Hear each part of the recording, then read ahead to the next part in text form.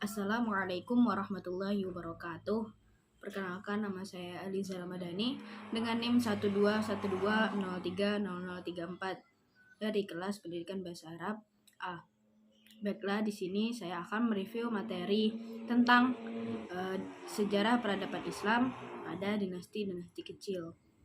Dinasti-dinasti kecil adalah dinasti yang terbentuk dari disintegrasi wilayah yang ada pada dinasti Abbasiyah.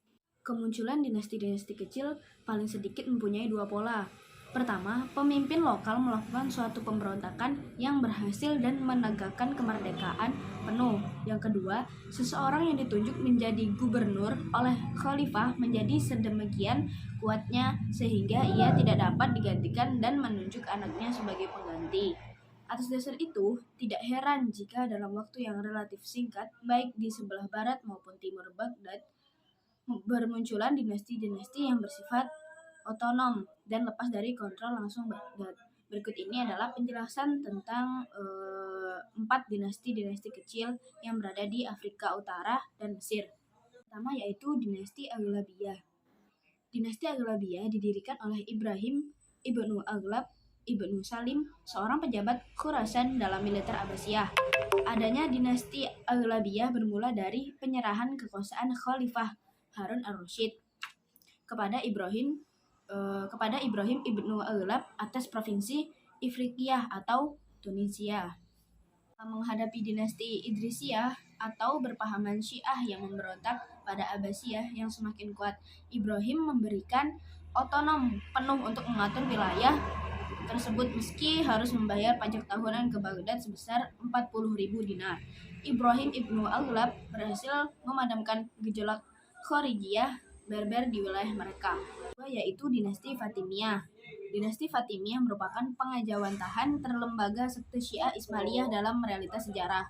Gerakan Ismailiyah terdiri dari kelompok Syiah yang berpendapat bahwa Ismail ibnu Ja'far as-Shiddiq yang berperan sebagai imam ketujuh menggantikan ayah mereka, bukannya Musa al-Kazim. Istilah dinasti Fatimiyah diambil dari nama Fatimah az-Zahra, putri Nabi Muhammad SAW, dan istri Ali bin Abi Thalib melalui garis Ismail, putra Ja'far as-Shiddiq. Peletak dasar sekaligus pendiri dinasti ini adalah Ubaidillah al-Mahdi, yaitu putra Husain ibnu Ahmad ibnu Abdullah ibnu Muhammad ibnu Ismail ibnu Ja'far as-Shiddiq. Lawan-lawannya dari Sunni menyebutnya dinasti Ubaidiyun atau keturunan Ubaidillah al-Mahdi, menolak adanya hubungan dengan Ali. Yaitu dinasti Ayyubiyah. Dinasti Ayyubiyah ini berkuasa di Mesir menggantikan dinasti Fatimiyah pada tahun 1171 Masehi dengan Salahuddin al-Ayyubi sebagai khalifah pertama. Salahuddin kemudian menguasai Aleppo dan Mosul untuk mengantisipasi pemberontakan dari pengikut Fatimiyah dan serangan tentang salib. Beliau membangun benteng bukit di Muqattam sebagai pusat pemerintahan dan militer. Salahuddin menghapuskan jejak-jejak terakhir kekuasaan Fatimiyah di Mesir dan mempromosikan di bekas wilayah kekuasaan Fatimiyah suatu kebijaksanaan pendidikan dan keagamaan Sunni yang kuat. Dalam sejarah, Salahuddin al-Ayyubi atau Saladin dikenal sebagai pahlawan Islam dalam perang salib. Atau yang terakhir yaitu dinasti Mamalik. Dinasti Mamalik adalah dinasti yang dibentuk para budak dari berbagai macam suku bangsa dan ras dengan bentuk pemerintahan oligarki di suatu negara yang bukan tumpah darah mereka. Mamalik terdiri dari berbagai ras dan suku yang tergabung dalam oligarki militer. Dinasti Mamalik berkuasa di Mesir menggantikan dinasti Ayyubiyah melalui kudeta pada tahun 1250 Masehi dengan Syajarat al-Dur sebagai pemimpin atau sultanat.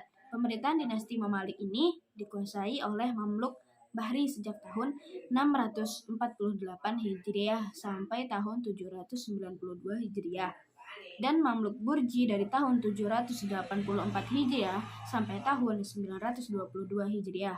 Dalam sejarah, dinasti Mamalik tercatat sebagai penghalau seragam Mongol, mengalahkan Hulagukan dalam pertempuran di Ain Jalut pada tahun 658 Hijriah. Selain itu, dinasti ini pun membersihkan tentara salib di pantai Shiroh, Palestina. Pertempuran tersebut dikomandani oleh dua jenderal, yaitu Jenderal Quds dan Jenderal Baibars. Mungkin sekian yang dapat saya sampaikan. Jika banyak kesalahan, saya mohon maaf. Wabillahi taufiq wal hidayah. Wassalamualaikum warahmatullahi wabarakatuh.